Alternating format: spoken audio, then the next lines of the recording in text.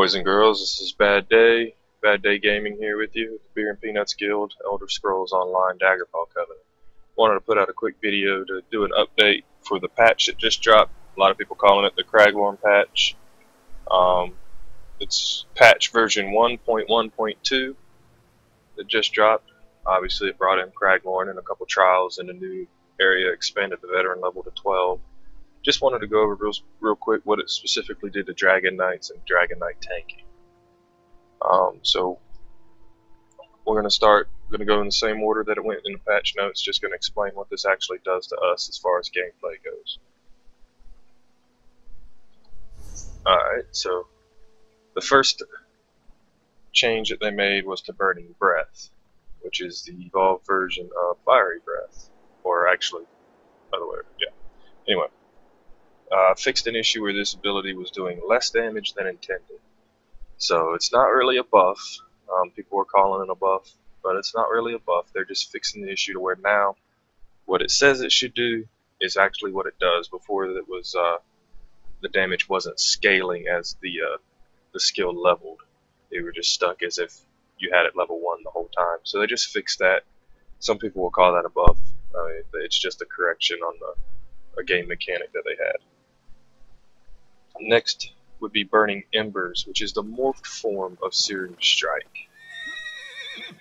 This ability will now heal you if your enemy target dies while affected by it. So that's pretty cool. It lasts for 8.5 seconds, so I guess you can kind of use it as an execute skill, almost like Victory Rush in WoW.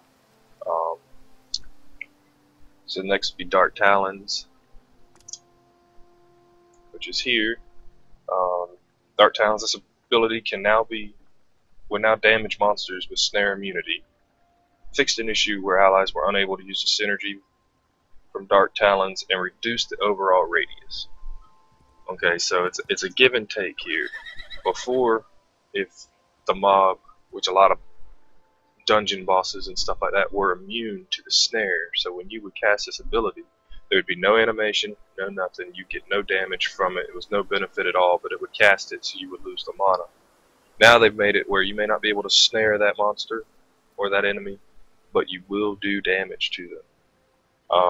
And the give and take on that is they reduced the radius of it, so now it affects a smaller area. That's just a matter of learning the new radius, getting comfortable with the new radius, and using it accordingly. You're not going to be able to just jump in the middle and lock down a whole room now.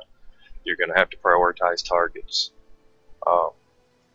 Next would be Inhale, and this ability's initial life drain morphs can now hit a maximum of 3 targets, and it applies to all the morphed forms. This right here would be the only thing that I would call a nerf, but it's a justifiable nerf because in PvE it was okay. It's not an overpowered skill, but if you had a room full of mobs, the only time I really used this skill was 4 to 5 or more mobs in a room, a bunch of ads. I would use it to heal up and replenish mana. Now you're not really going to be able to do that because it's pretty much going to be capped at the percentage of what you can get back. So I'm probably not going to be using Draw Essence anymore. In fact, you see here I've gone to Stone Giant. I kind of like it better. It's an interrupt and it does more damage, so I'm playing around with that right now. I may actually switch that out for Fiery Breath. Actually, I know the skill I want to switch it out for is Ash Cloud. I think that's going to be good for us. Even if it doesn't snare, if they're immune to snare, you still get to increase the chance that they miss you by 30%. That's probably the direction I'm going to go. I'm just giving you a heads up on that if you guys are following this build. But, where was I? Alright, Draw Essence. This was a nerf, and it was necessary because of PvP. In Cyrodiil, when you have hundreds of people on the screen, there were people that were just running into the middle casting Draw Essence, and it was just ridiculous because you're drawing off of hundreds, 20 plus characters that were in your radius. So next would be Petrify. which is right here.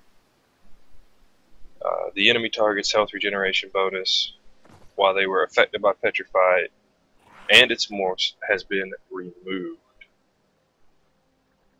So that's actually a slight buff to Petrify. Now they don't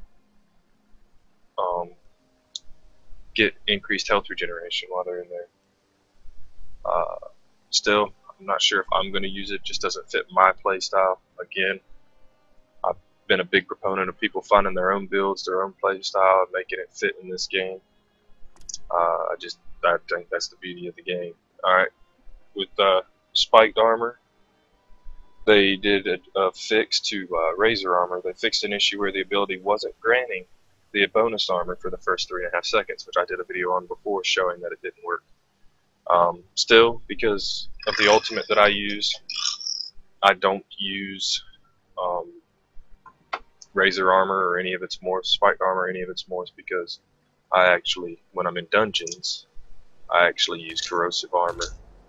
Right now I'm questing and doing some stuff, so I have the Ardent Flame up there for additional damage. Spiked armor and its morphs, the damage return from this ability and its morphs has been increased. So I think the way they're leaning is they're trying to get more people to use that. I just still, if your armor is overcharged, I still think it's better to find another thing in there, another skill to fill that void.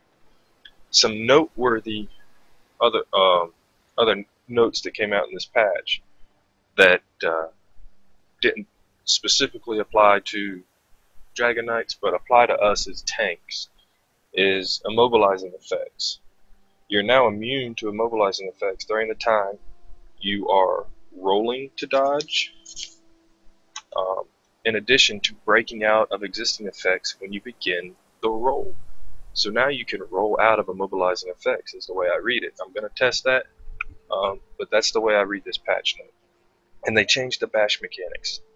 Bashing now deals more damage on a successful interrupt and less damage when your target is not casting an ability. And they fixed an issue where bash/interrupt could be used more frequently than intended when it was repeatedly engaged.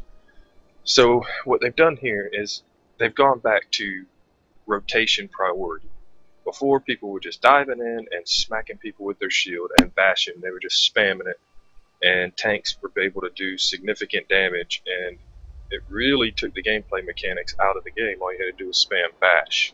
You spam bash, gain dragon blood, get your stamina back up, and spam more bash. They fixed that. I'm actually happy they fixed that, because that brings the skill back into tanking. Now you have to watch. If your enemy is channeling a spell, you bash them, you're going to get bonus damage. Not only are you going to get the interrupt, but you're going to get bonus damage. If you just run up and hit them with your shield, it's still better than a basic attack, but you're using stamina instead, so it's a trade-off. I don't spam bash, so it's not going to affect my gameplay much, but a lot of people out there are going to be very upset with this. They're calling it a nerf, and it's not a nerf. They want the players to actually have to prioritize their rotation. Other than that, I think that's all the real patch notes that affected us directly with gameplay. They did some patching to dungeons and stuff like that. I'll let you guys read that. That's all pretty straightforward. It's not really going to affect gameplay, just some mechanics in specific dungeons, and I don't want to touch on specific dungeons in this video. Just wanted to give something that would give you guys an update on the specifics to Dragonknight tanking as of patch 1.1.2. Like I said, you see my new bar down here. I'm going Stone Giant, and I may trade that out for Ash Cloud later.